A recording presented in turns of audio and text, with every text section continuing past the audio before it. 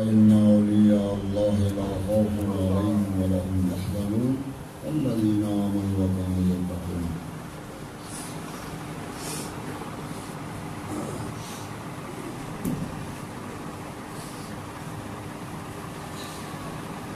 پہلی بات تو یہ ہے کہ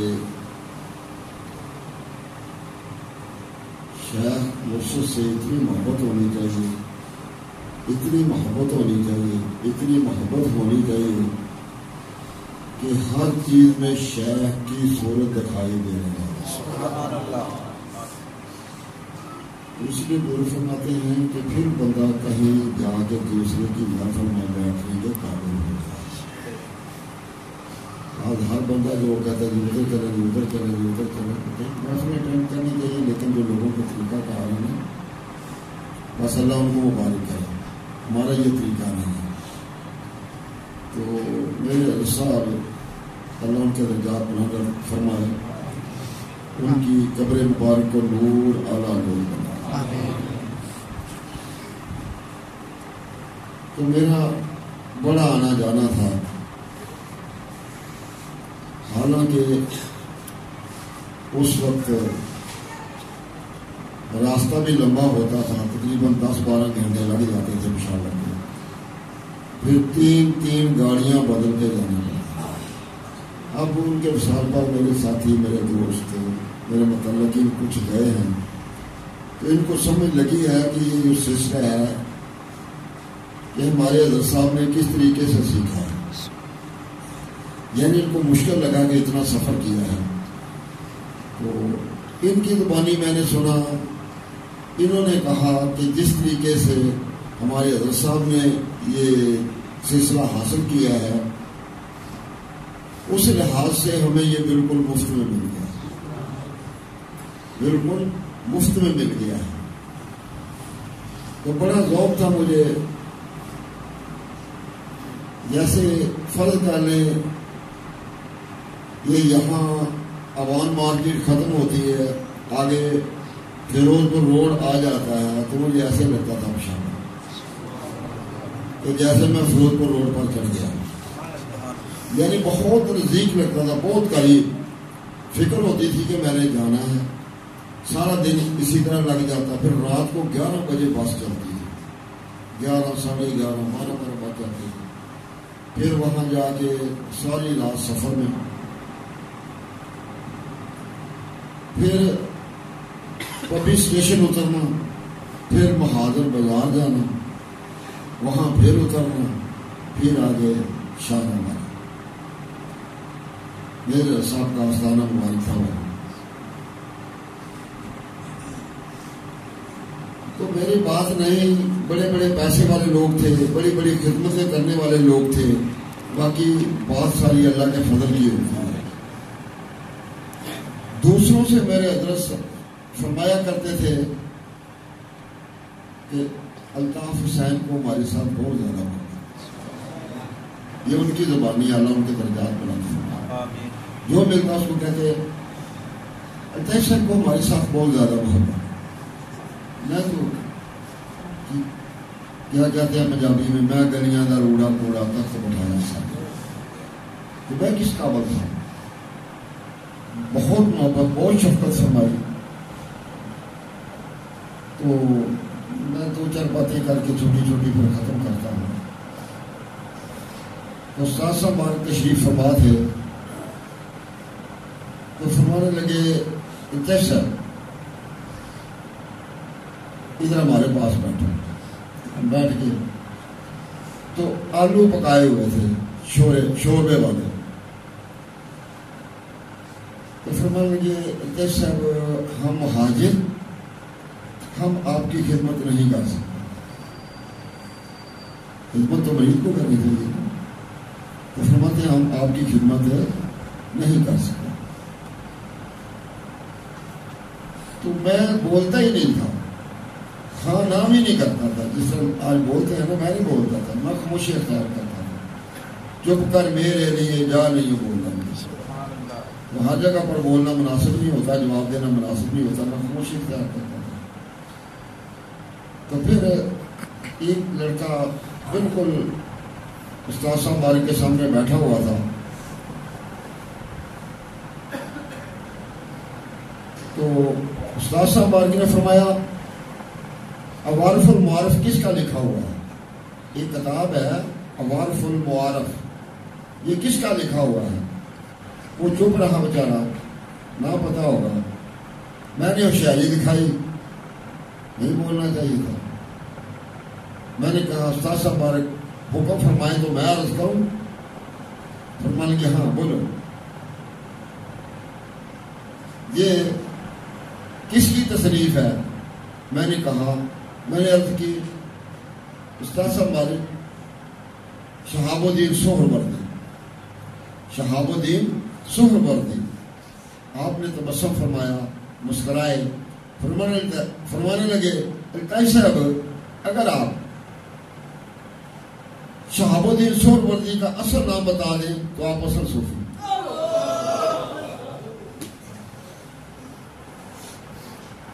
نام ان کا عمر بن عبداللہ ہے۔ میں خاموشی اختیار کر گیا، میں نہیں بولا۔ اسی طرح اسی جگہ اسی مقام میں ایک دفعہ بیٹھے ہوئے تھے، گرمی بڑے زور کی گرمی، جون جولائی کا مہینہ۔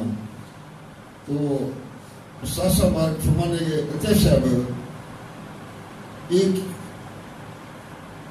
ذکر کا گرمی، ایک موسم کا گرمی، طبیعت ناساز۔ تو کسی نے کہہ دیا استاد صاحب بارک باش کے لیے دعا فرمائیں۔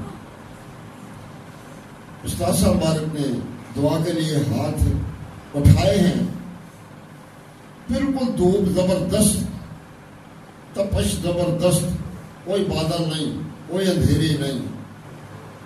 تو جیسے ہی استاد صاحب بارک نے ہاتھ اٹھائے ہیں تو پتہ نہیں چلا کدھر سے آندھی آ گئی، پتہ نہیں لگا، کھڑکیاں دروازے کھڑکنے لگ گئے، ایک دم زور سے زبردست بارش لگی۔ تو استاد صاحب بارک مسکرائے، فرمان کہ چلو اندر چلو اندر چلو اندر چلو۔ یہ لوگ سنی سنائی باتیں کرتے ہیں، یہ ہمارے بیچ میں محفل میں بیٹھے ہوئے ہمارے حضرت صاحب کی بات ہے، پاس بیٹھے ہوئے تھے، بالکل جڑ کے بیٹھے ہوئے تھے۔ اس طرح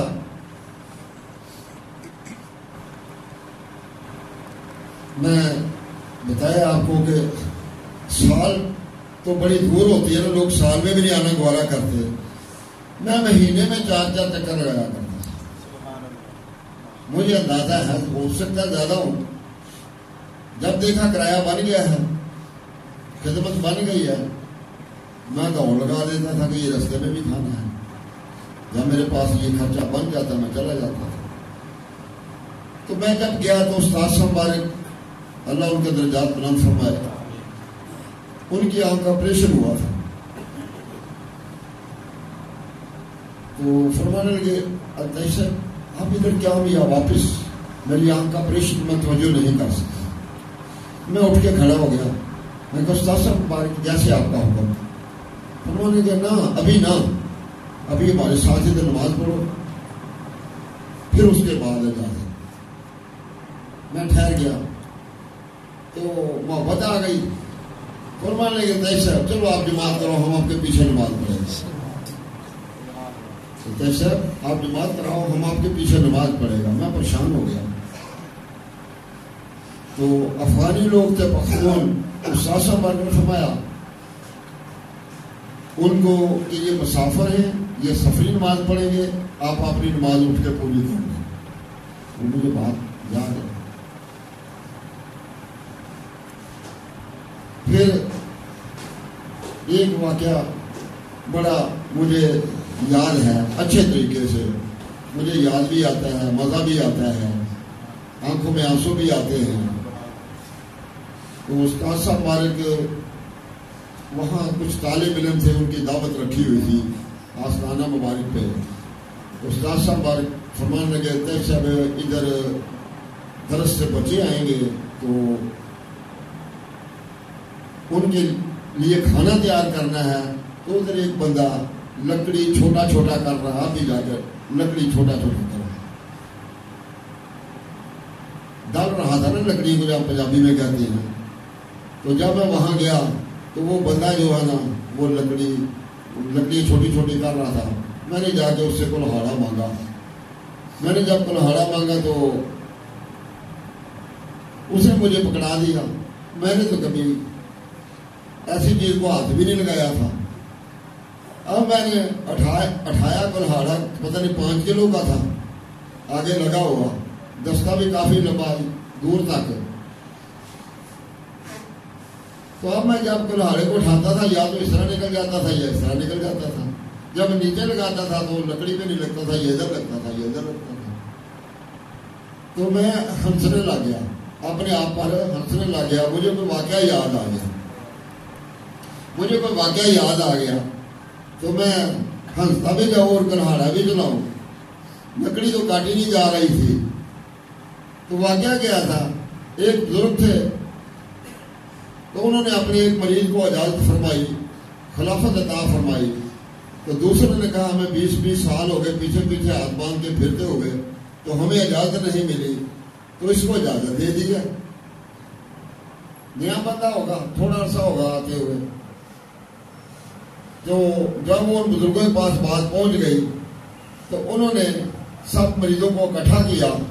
تو وہ ایک اونٹ منگوایا. تو فرمانے لگے یہ اونٹ جو ہے یہ چھت پر چڑھانا ہے، اونٹ کو چھت پر چڑھانا ہے. تو اب مریضوں نے سوچا کبھی اونٹ بھی چھت پر چڑھتے ہیں. وہ حافظ قبلہ کی آپ نے بات سن لی ہے، بیان سن لیا، بات ساری محبت کی ہے. تو انہوں نے کہا پیر صاحب کی مت ماری گئی ہے. کبھی اونٹ بھی چھتوں پہ چڑھتے دیکھے ہیں. وہ جب آیا مریض تو انہوں نے پیر صاحب نے کہا ہاں بھائی یہ اٹھ، پنجابی کے اندر اٹھ، انہوں کی زبان ہے جو اٹھ بھئی اٹھ بیلیا چڑھانا ہے، چھاتے چڑھا دے گا. حضرت صاحب تا حکم ہوئے تو میں چڑھاوا نا، یہ کیویں ہو سکتا ہے، میں اٹھ بھی چڑھاواں گا. اس نے ڈنڈا پکڑا اور مارنا شروع کر دیا اونٹ کو. اب اتنا بڑا جانور کہاں سیڑھیاں چڑھتا ہے، کہاں چھت پہ جاتا ہے. وہ مار کے خود بیچارہ ہانپ گیا، تھک گیا. پیر صاحب وہ بیٹھ گیا، سانس لینے لگ گیا، اتنا بڑا جانور تھا. تو پیر صاحب نے کہا بیٹا کیا بات ہے، اٹھ تو کیوں نہیں چڑھاتا؟ حضور میں نے ساہ لے لے میں نے چڑھا کے چڑھنا. حضور میں نے ساہ لے لے میں نے چڑھا کے چڑھنا تھا. پھر تھوڑا وقت گزر گیا، پھر سانس لیا اور 3 دفعہ اس نے ایسا کیا. تھک جاتا تھا بیچارہ مار کے اونٹ کو. پھر انہوں نے بتایا مریض کو بیٹا ادھر آ. تو پیر صاحب نے کہا پتا مینوں بھی سی کہ اونٹ چھت تے اٹھ نہیں چڑھ سکتا، پتا اینوں بھی سی کہ اٹھ جڑا چھت تے نہیں چڑھ سکتا، لیکن انہیں میرے حکم نو منیا. سبحان اللہ.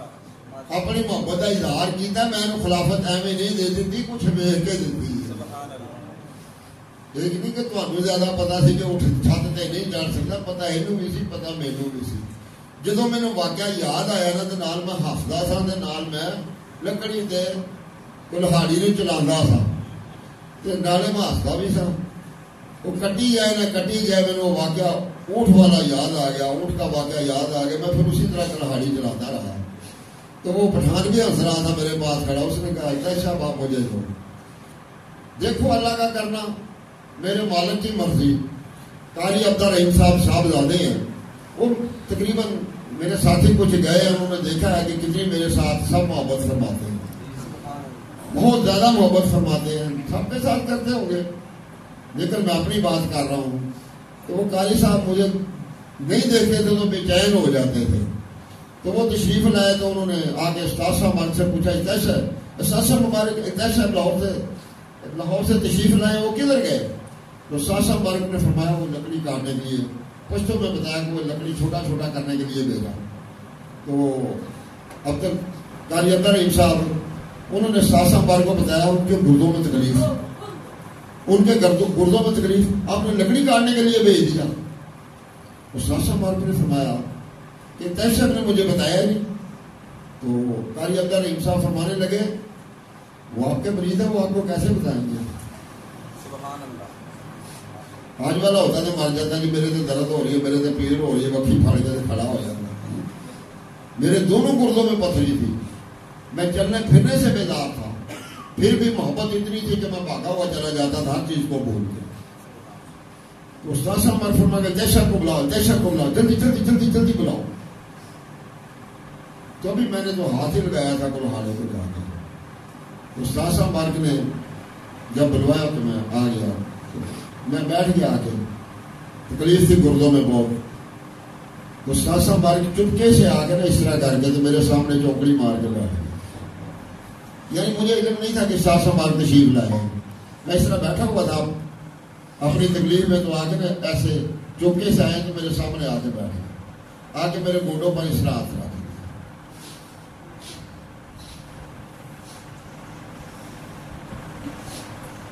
فرمانے لگے جج صاحب آپ کے گردوں میں تکلیف آپ نے کیوں نہیں بتایا؟